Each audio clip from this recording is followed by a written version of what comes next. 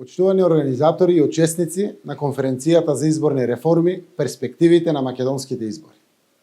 Ви представува посебна чест што ми е дадена можноста да ви се обратам и да ја поздравам работата на вашата конференција.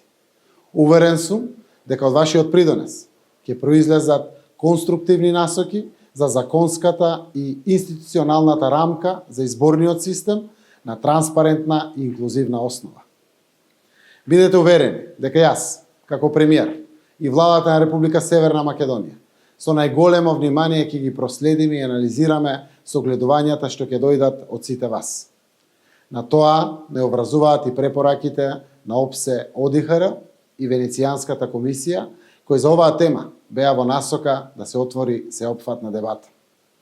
Доказ за нашите заложби да се внесат што е можно повеќе демократски решенија во изборниот систем е и нашата соработка со граѓанскиот сектор и со меѓународната заедница, на која сме и благодарни за големата техничка и финансиска поддршка на овие процеси. За овие процеси да бидат навистина успешни, треба сите партии застапени во собранието да покажат подготвеност да учествуваат во овие реформи. Важен е гласот и на помалите вонпарламентарни партии.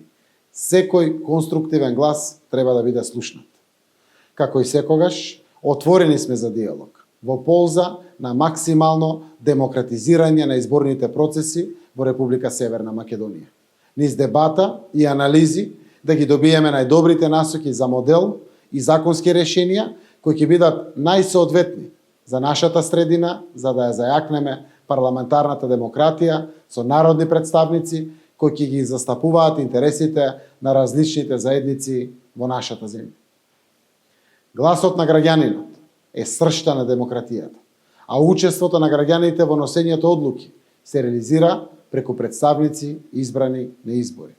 Од тука, важно е изборот да биде што е можно порепрезентативен и исклучиво согласно волјата на граѓаните. Уште еднаш, упатувам честитки за организацијата на конференцијата и успешна и плодотворна партиципација на сите учесници.